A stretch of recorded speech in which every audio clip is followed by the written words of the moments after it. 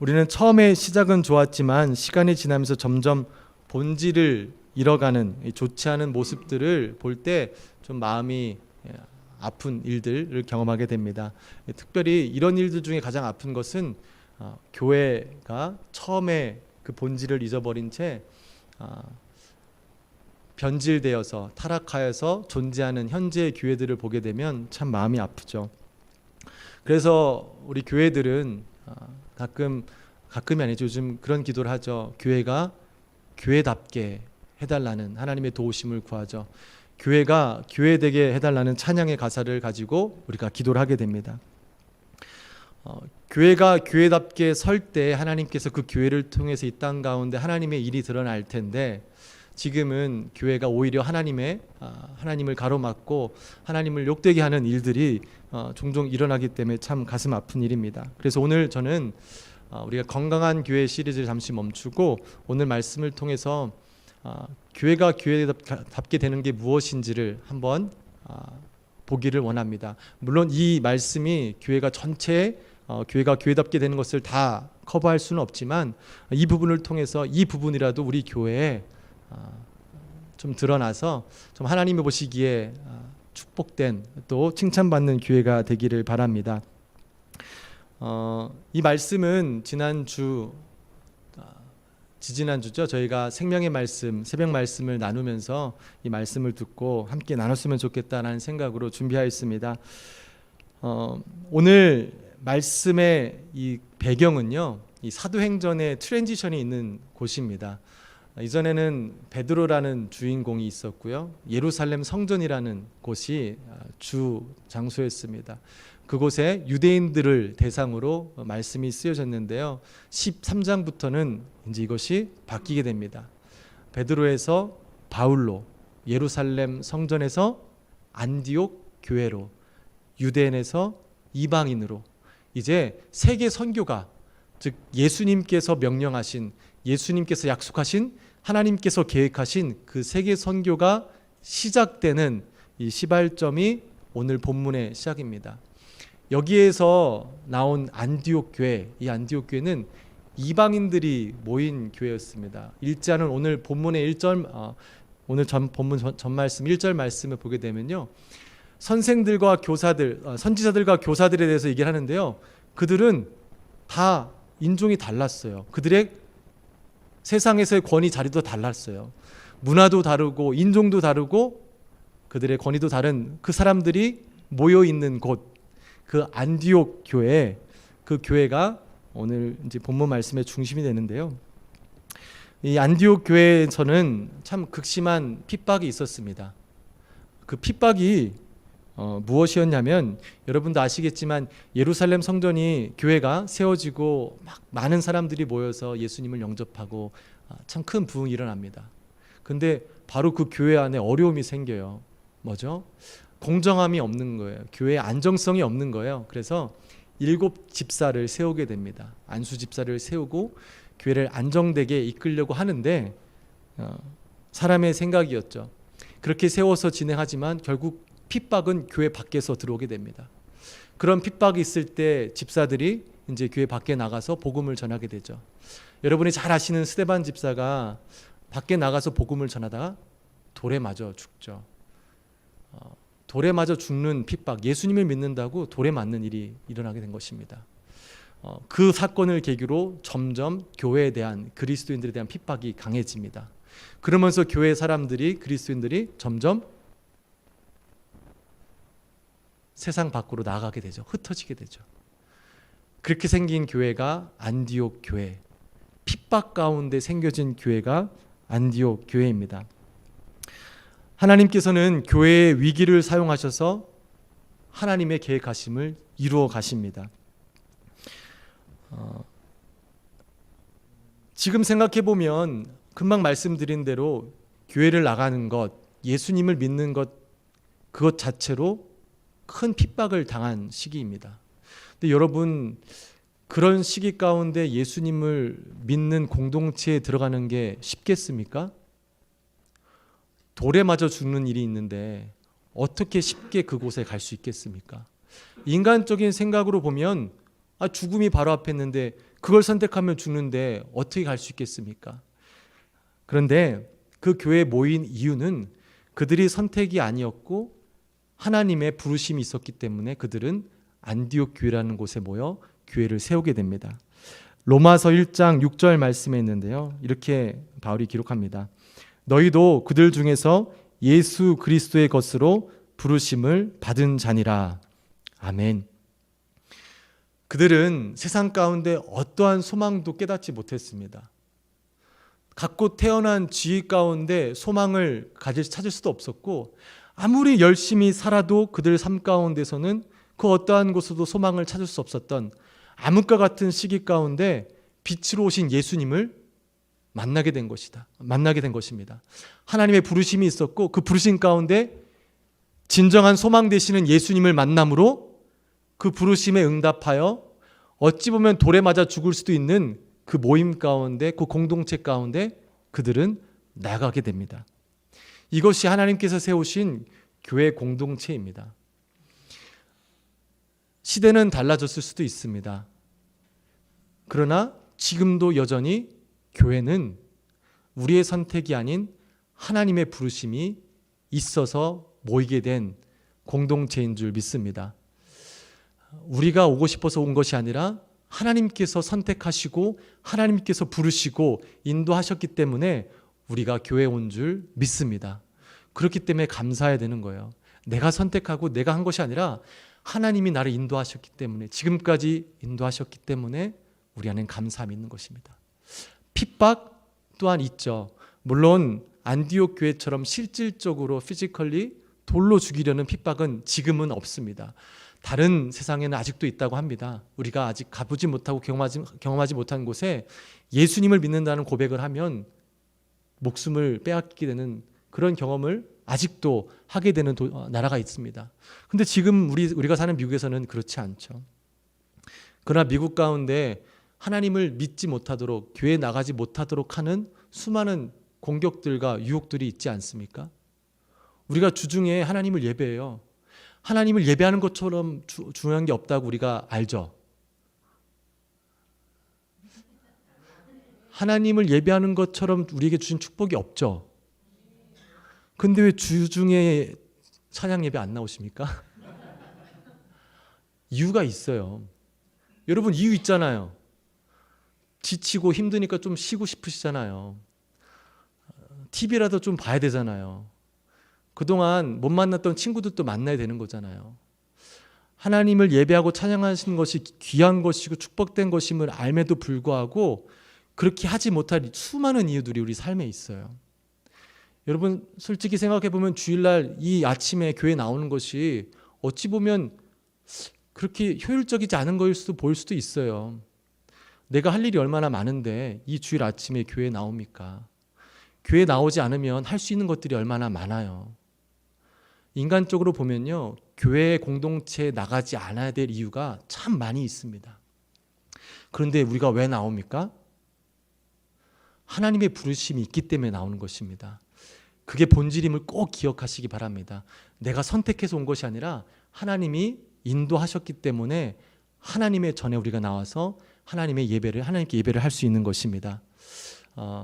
주중 예배도 이런 부르심에 대한 응답하는 사람들이 더 많았으면 좋겠습니다. 찬양하고 예배하는 것이 정말 즐거웠으면 좋겠습니다. 억지로는 나오실 필요는 없지만 그것의 기쁨임을 깨닫는 자들이 함께 모여 찬양하고 예배한다면 그 장소가 천국인 줄 믿습니다. 그 장소가 정말 기쁨이 넘치는 하나님 주시는 평강을 맛보는 곳인 줄 믿습니다. 안디옥 교회는 하나님의 부르심으로 그렇게 다양한 인종이, 다른 사람들이 모여 하나님의 부르심에 응답하여 하나님을 예배하는 모임이었습니다. 우리 보이지 한인 침례교회는 어떤가요? 그들 상황과는 조금 다른 것 같아요. 우리는 일단은 인종이 같아요. 물론 지금 한 분 또 몇 분 이렇게 있지만 교회 이름부터가 뭡니까? 보이지 코리안 베프티스트 처치잖아요. 한국 사람들이 모여 있는 거예요. 그리고 또 특징이 있어요. 우리 교회 하면 특징이 또 뭐 있습니까? 이 엔지니어들이 가족들이 많이 모이는 교회잖아요. 그게 또 특징이잖아요. 그렇죠? 또 무슨 특징이 있습니까? 좋은 사람들만 모이는 곳이에요. 그래서 우리 교회 자랑하면 맨날 우리 성도님들 너무 좋지 않아요? 다들 그렇게 얘기하세요. 참 좋은 특징인데요. 이것이 우리 교회의 대표해서는 안 됩니다. 하나님의 교회는 하나님께서 부르신 사람들이 모이는 교회가 되어야 될 줄 믿습니다. 이곳은 하나님의 부르심을 받아서 온 것이지 무엇인가 비슷해서 뭔가 사람들이 보기에 좋아서 모이는 공동체가 아님을 우리가 꼭 깨닫고 이 교회에 부르신 목적, 그 하나님을 바라보며 우리 교회의 대표가 어떤 특징이 아닌 예수님이 돼야 될 줄 믿습니다. 이 안디옥 교회가요, 최초의 그리스도인이라 불린 사람들이 있는 곳입니다. 여러분도 우리가 나는 뭐라 그러죠? 나는 크리스찬입니다. 그게 나의 정체성을, 나의 종교를 나타내는 거죠.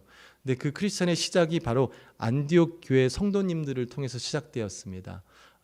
이런 핍박 가운데서도 그들은 예수님을 믿었고요, 예수님을 증거했고요, 예수님처럼 살았습니다. 그래서 외부의 사람들이 저 사람 Christ like, 예수님 같이 사네, 예수님 같네 라는 그것을 보고 외부의 사람들이 그 안디옥 교회 사람들을 그리스도인이라 부른 것입니다. 우리가 우리의 정체성을 얘기하는 것이 아니라 다른 사람들이 우리의 정체성을 깨닫는 거예요. 왜? 우리는 하나님의 부르심을 받은 자들이기 때문에. 그 부르심이 없으면 신앙생활의 기쁨이 없습니다. 그 부르심이 없으면 이 신앙생활 가운데 참된 맛을 보지를 못합니다. 우리 교회가 하나님의 부르심을 받은 교회인 줄 믿습니다. 그 부르심을 깨닫게 되기를 축복합니다. 그렇게 하나님의 부르심을 받은 교회가 하는 일이 있습니다. 2절 앞에 말씀에 보면요, 이렇게 기록되어 있습니다. 주를 섬겨 금식할 때 성령이 이르시되, 하나님의 부르심을 받은 성도들이 모여 믿음의 공동체를 세운 그 교회는 바로 주님, 그 성도들의 주님 되시는, 구주 되시는 예수님의 뜻을 간절히 구하는 일이 그들이 마땅히 해야 될 일입니다. 그들은 예수님의 뜻을 구하기 위하여 금식까지 했다고 합니다. 이것은 금식을 강조하기 위함이 아니라 먹는 것까지 뒤로 한 채 하나님의 뜻을 구하는 그들의 간절함을 보여주는 것입니다. 먹는 것만큼 중요한 게 어디 있어요? 그러나 그들에게는 그 먹는 것보다도 지금 당장 하나님이 우리 교회를 향한 뜻, 나의 삶을 향한 뜻이 더 중요했기 때문에 그들은 모여서 하나님의 뜻을 간구했습니다. 그들이 하나님의 부르심의 신앙 공동체로 모여서 간절히 주의 뜻을 구했던 것은 그들의 믿음의 선배인 바울의 고백을 그들도 함께 갖고 있었기 때문입니다. 갈라디아서 2장 20절 말씀인데요, 많이 아시는 말씀입니다. 우리 함께 읽었으면 좋겠습니다. 내가 그리스도와 함께 십자가에 못 박혔나니 그런즉 이제는 내가 사는 것이 아니요 오직 내 안에 그리스도께서 사시는 것이라. 이제 내가 육체 가운데 사는 것은 나를 사랑하사 나를 위하여 자기 자신을 버리신 하나님의 아들을 믿는 믿음 안에서 사는 것이라. 아멘. 그리스도인이 되는 것은요, 어리석고 제한되고 참 부족한 나를 깨닫고 나를 예수님과 함께 십자가에 못 박고 우리의 길이요 진리요 생명 되시는 예수님을 내 삶의 주인으로 모시고 그분이 인도하시는 대로 그분과 함께 살아가는 것을 고백하는 것이 그리스도인의 고백인 줄 믿습니다. 그러니까 그들은 내 삶의 주인, 곧 교회의 주인 되시는 예수님의 뜻을 알아야 자신들의 삶을 살 수 있다는 고백이 있었기 때문에 예수님의 뜻을 아는 게 너무나 중요했던 거예요. 그래서 그들이 모여서 기도하며 금식하며 주의 뜻을 구했던 것입니다. 그들의 신앙을 온전히 신앙생활 가운데 드러냈던 것이죠. 우리 교회가 가장 우선시해야 될 게 바로 이것이 되어야 될 줄 믿습니다. 다른 것을 내세우고 다른 것을 위해 나가는 것이 아니라 우리가 함께 모이면 하나님께서 나에게 주시는 뜻이 무엇인지, 하나님께서 우리 가정에 주시는 뜻이 무엇인지, 하나님께서 우리 교회에 주시는 뜻이 무엇인지, 하나님께서 우리 비즈니스에 주신 뜻이 무엇인지를 구하며 기도하며 때로는 금식까지 하여 하나님의 뜻을 깨닫고 그 뜻대로 순종하며 나아가는 삶, 이러한 삶을 우리가 회복하게 되기를 바랍니다. 그것보다 완벽한 길이 없죠. 그것보다 더 좋은 길이 없죠. 왜냐하면 그분이 예수님이시기 때문입니다. 그분이 하나님의 아들이시기 때문입니다. 우리의 빈틈투성인 생각과 계획이 아닌 선하신 하나님의 뜻과 계획을 따르는 삶, 그 축복이 우리의 삶이 되기를 바랍니다. 하나님께서는 우리를 교회로 부르셨습니다. 교회로 부르시고 참 같이 예배하고 함께 또 좋은 사람들과 교제하며 살 수 있도록 하셨습니다. 그래서 점점 많은 사람들이 모여서 교회가 성장하면 좋을 것 같은데 하나님은 그 부르심에 멈추지 않으셨어요. 부르신 후에 그들에게 하나님의 뜻을 알리신 후에 그 다음에 하나님은 하나님의 사람들을 다시 보내시는 일을 하십니다. 13장 2절 말씀에 주를 섬겨 그들이 하나님의 뜻을 알고자 금식하며 기도할 때 성령 즉 하나님의 영이 그들에게 임하셔서 말씀하시기를 내가 불러 시키는 일을 위하여 바나바와 사울 즉 바울을 따로 세우라 하십니다. 이 일은 무엇이냐 하면 아까 말씀드렸다시피 하나님께서 계획하신 세계 선교를 위해서 그 교회에서 바나바와 바울을 사울을 끄집어내셔서 그들을 사용하셔서 세계 선교 복음 전파를 시작하려고 하시는 겁니다. 여러분 안디옥 교회는 이방인들이 막 모여서 뜨겁게 신앙생활하는 교회지만요 얼마 안 된 초짜 교회입니다.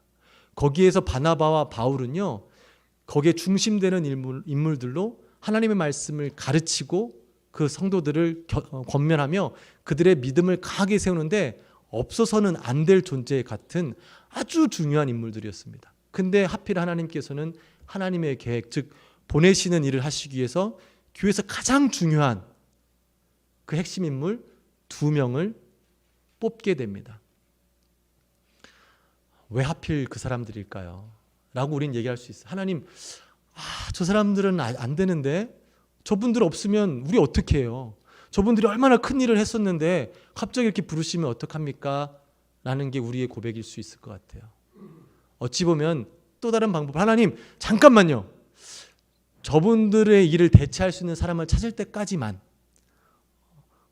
그 사람을 찾을 때까지만 기다려주세요. 그러면 찾으면 우리가 이분들 보내겠습니다라 할 수 있을 것 같은데 그럴 시간도 없었고 또 그렇게 반응도 하지 않습니다. 안디옥 교인들과 바나바와 바울은 하나님의 그 뜻에 순종하며 나아갑니다. 심지어 어디로 가야 될지 무엇을 해야 될지도 알지 못한 채 그 뜻에 순종하게 됩니다. 하나님이 주신 뜻은 단지 이것뿐이었어요. 내가 불러 시키는 일 일단 오라는 거예요. 오면 내가 네가 할 일 주겠다. 이게 하나님의 부르심입니다. 믿음의 조상 아브라함을 부를 때도 그랬죠. 내가 너에게 가르쳐 가게 할 그 땅을 향하여 네 고향을 떠나라. 어딘지 어떻게 할지 정확히 알려주지도 않으세요. 일단 떠나라. 그럼 내가 그 길 가운데 너를 인도할 것이고 너와 함께 할 것이다. 이게 하나님의 부르심입니다. 이게 하나님의 사명입니다. 우리가 때로는 하나님의 사명이 분명하게 너는 목사가 되어라, 너는 뭐가 되어라, 너는 의사가 되어라, 이거 되어라 라는 사명을 꿈꾸며 기도할 때가 있습니다. 그런 뜻을 듣는 분들도 있겠죠. 그렇지만 하나님의 사명은 대부분 그렇지 않습니다. 하나님께서 부르실 때는 내가 명할 곳으로 가라. 어디냐? 아직 모르지? 내가 가면서 알려줄게. 너와 함께하면서 그 길을 알려줄게. 그냥 내 말을 따르고 내 뜻에 순종하여 나만 믿고 따라와라 라고 부르심이 하나님의 부르심인 줄 믿습니다. 부르심에 혼동이 없으시기 바랍니다. 때로는 막 이런 것도 있죠. 목사가 갑자기 목사를 그만두면 어떻게 저럴 수가 있어. 하나님의 부르심이. 그게 하나님의 부르심입니다. 하나님이 목사로도 세우셨다가 또 다른 일로도 세우시는 거예요. 어떤 분은 갑자기 잘 지내다 갑자기 한순간에 목사가 되시는 거예요. 그것도 하나님의 부르심에 따라 순종하며 살아가는 것입니다. 여러분 삶 가운데서도 이런 일이 있을 수 있고 저런 일이 있을 수 있어요. 그게 하나님의 부르심이에요. 하나님의 부르심에 순종하며 하나님이 이끄시는 길에 신실하게만 따라간다면 그것이 하나님과 함께하는 삶, 궁극적으로 승리하는 삶인 줄 믿습니다. 어찌되었든 간에 참 안타까운 이 소식이 기도하는 자들에게 떨어집니다. 안디옥 교회에 가장 중요한 두 인물을 보내야 되는데요. 그 일 가운데 하나님께서 우리에게 주시는 훈련은 순종이었습니다. 근데 당연한 거 아니겠어요? 뜻을 구하면 왜 구하겠어요? 순종하려고 구하잖아요. 뜻은 구했는데 순종하지 않으면 이게 무슨 말이겠습니까? 근데 이 순종이요, 단순히 하나님께서 야 내가 말했는데 내가 명령했는데 이 말 따라라, 주님을 위해서 우리에게 순종을 명령하신 게 아니죠. 순종은 믿음이 있을 때만이 감당할 수 있는 것입니다. 믿음은 무엇이죠? 믿음은 우리에게 구원을 주시는 가장 큰 그 구원의 선물을 주시는 얻을 수 있는 도구예요. 믿음이 없이는 하나님을 기쁘시게 할 수도 없고 믿음이 없이는 하나님께서 허락하시는 선물을 그 누구도 가질 수 없습니다. 그래서 순종은 그 믿음을 견고케 하고 강하게 해주는 도구입니다. 우리가 순종하지 않으면 우리의 믿음이 견고해질 수 없죠. 그래서 하나님께서는 순종을 통해 우리의 믿음을 견고케 하시기 위해서 순종할 수 있는 기회를 주시는 것입니다. 하나님의 뜻을 들었을 때 고개를 흔들지 마시고 말씀을 들으면 그 말씀에 순종할 수 있는 믿음과 용기가 있게 되기를, 그 용기와 믿음을 구하시기를 바랍니다. 처음부터 큰 거를 바라시지는 않으실 것 같아요. 작은 것 하나하나 순종하기를 원하십니다. 오늘 하루하루의 삶 가운데 작은 것 하나를 하나님 말씀에 순종하며 믿음의 훈련을 쌓고 또 순종하고 또 견고해지고 또 순종함으로 마음이 견고해지는 이 작은 작업들을 통해서 하나님은 우리의 믿음을 견고케 하시는 것입니다. 하나님의 말씀을, 하나님의 뜻을 먼저 구하시고 그 뜻을 들으셨을 때 그 말씀에 순종하기를 원합니다. 하나님께서 하신 말씀이 있죠. 여러분도 잘 아시겠지만 사무엘상 15장 22절 말씀입니다. 사무엘이 이르되 여호와께서 번제와 다른 제사를 그의 목소리를 청종하는 것을 좋아하심같이 좋아하시겠나이까. 순종이 제사보다 낫고 듣는 것이 숫 양의 기름보다 나으니. 아멘. 잘못 오해하면 순종하면 제사는 필요 없네 라고 이야기하는 것이 아니죠. 그것보다 이 순종이 더 중요하다는 것을 얘기하는 것이죠. 하나님이 기뻐 받으시는 것은 순종인 줄 믿습니다. 그리고 그 순종은 하나님만을 위한 것이 아니라 견고한 믿음을 가짐으로 하나님의 약속을 받아야 되는 우리에게도 유익한 것임을 꼭 기억하시기를 바랍니다. 오늘의 이 사건을 통해서 바울과 바나바가 그 유명한 바울의 전도여행, 1차 전도여행의 시발점이 되는 것이죠. 그들이 그 전도여행을 시작하며 나아가는 일에 있어서 이 그림이 딱 보이는데요. 결국에 이 선교여행, 전도여행을 나가는 사람은 바울과 바나바 둘이었습니다. 근데 이들을 보내는 교회들의 모습이 오늘 3절 말씀에 있는데요. 3절 말씀을 같이 한번 읽었으면 좋겠습니다. 이에 금식하며 기도하고 두 사람에게 안수하여 보내니라. 아멘. 보냄을 받는 자들은 바나바와 바울이었는데 교회 성도들이 그들을 위하여 다시 한번 기도하고 금식하며 안수하여 보냈다고 합니다.